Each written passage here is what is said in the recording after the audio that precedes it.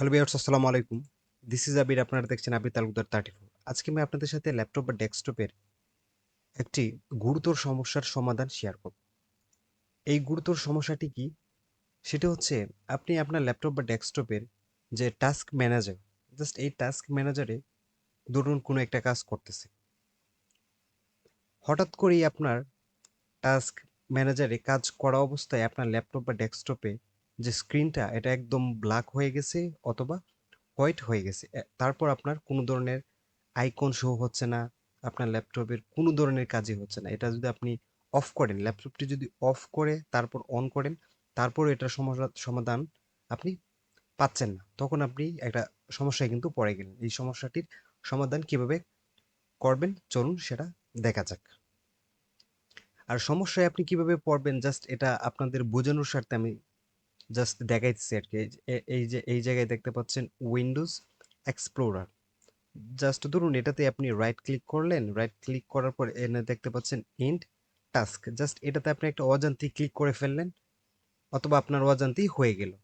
এই মুহূর্তে কিন্তু আপনার এই যে সমস্যাটার কথা বললাম, এই যে স্ক্রিন ব্ল্যাক হয়ে যাবে বা হোয়াইট হয়ে যাবে, কোনো ধরনের কাজ করবে না, এই সমস্যাটি কিন্তু তখন হবে। তখন আপনি এই সমস্যাটার সমাধান কিভাবে করবেন? আচ্ছা, জাস্ট বোঝানোর স্বার্থে আমি এটা সমস্যায় ফেলে তারপর আমি সমস্যার সমাধান করছি।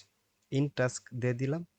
এই যে দেখেন, জাস্ট এটাই কিন্তু আছে আর সবটা কিন্তু আমার হোয়াইট হয়ে গেল। এখন আর কোনো ধরনের কাজ হচ্ছে না। হয়তোবা আমার যে স্ক্রিনটা এটা কিন্তু আপনাদের সামনে কিন্তু ব্ল্যাক দেখাচ্ছে। ব্ল্যাক অথবা হোয়াইট এরকম একটা কিন্তু দেখাচ্ছে। এখন এই সমস্যাটির সমাধান কিভাবে করবেন? এটার কোনো ধরনের কাজ করবেন। কোনো ধরনের কাজ করবেন। আপনি ল্যাপটপ অফ, অন যাই করেন না কেন কোনো ধরনের কাজই হচ্ছে না। শর্টকাট কির মাধ্যমে আপনি এটা করতে পারছেন না। এটা করতে হলে আপনার যে কিবোর্ডের উইন্ডোজ শিফট প্লাস হচ্ছে ইএসসি, জাস্ট এই বাটনে একটা ক্লিক করবেন। আপনার টাস্ক ম্যানেজার এটা চলে আসবে। চলে আসার পর আপনি রাইট সাইডে দেখতে পারবেন run new task. Just run new টাস্কে একটা ক্লিক করবেন। ক্লিক করার পর এরকম একটা বক্স আপনার সামনে চলে আসবে, ডায়লগ বক্স চলে আসবে। আপনি এই বক্সের জাস্ট এখানে আপনি টাইপ করবেন এক্সপ্লোরার। জাস্ট এতটুকু টাইপ করার পর আপনি ওকেতে একটা ক্লিক করবেন। দ্যাটস ইট, আপনার সমস্যার সমাধান হয়ে যাবে ইনশাআল্লাহ। এই যে দেখতে পাচ্ছেন আমার সমস্যার কিন্তু সমাধান হয়ে গেছে। আমার সবগুলো কিন্তু আগের মতোই চলে আসছে।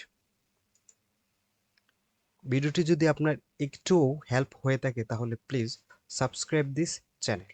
এরকম কম্পিউটার রিলেটেড ভিডিও সবসময় আমার এই চ্যানেলে পেয়ে থাকবেন। Thank you so much.